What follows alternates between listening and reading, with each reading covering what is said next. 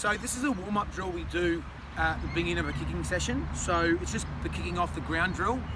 So one of the things I think young footballers come through today, they never learn how to kick the ball off the ground. They're always kicking off a tee. So I'm a bit of a believer in learning to kick the ball properly. So what we're going to do is have the ball on the ground and have to generate that lift and power onto the ball, with a good kicking action. So the first thing I like to do is just go over the action of what your foot's meant to do and what your leg's meant to do. So if you just put your plant foot out about hip width apart from the ball, and I'm just going to swing my leg back into this loaded position. So my non-kicking side arm, we call it like the rodeo arm, so it comes out in this position here, and this other leg, it comes back. You can just practice pausing in that position, and that's that loaded position. Then the foot's going to eventually come through, and it's going to swing through. When you kick the ball off the ground, it's okay for your toe to sort of graze the grass a little bit. So a lot of the NFL kickers, when they kick the ground, when they kick the ball, their toe will graze the grass, and you'll see like a bit of a line of sort of grass come off. The toe needs to be pressed down into the boot. So your foot needs to be locked down and turned out to the side. So if you come in here and have a look at this, at contact, I'm going to kick this ball off the instep of my foot, and I've got to have my toe locked down, because if it's soft, you get foot deformity, and foot deformity causes this lack of transfer of power onto the ball. So you need to have a nice, solid, rigid foot.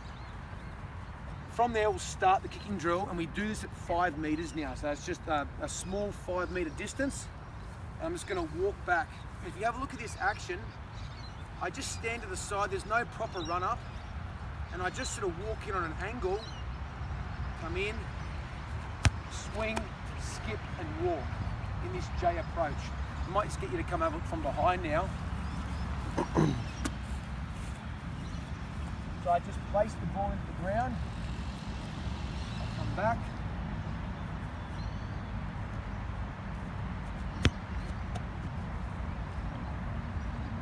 so if you have a look at what's going on there, I'm coming in, I go into that loaded position, I swing my kicking leg, I skip and walk in the direction that I'm kicking to.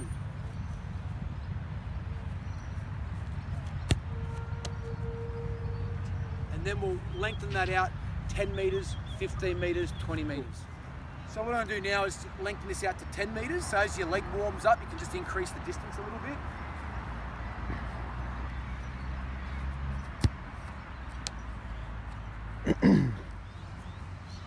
So we're going to lengthen this out to 15 meters now.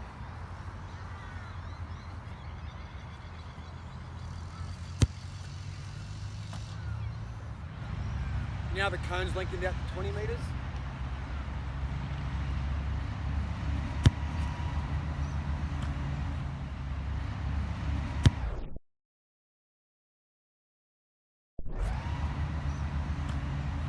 And you can just keep increasing the distance as you warm up, and you'll find your threshold where your technique starts to break down. So that might be anywhere from 20 to 30 to 40 meters, and you're just trying to develop your kicking action. And if you can start to kick the ball longer off the ground, that's strengthening your kicking action.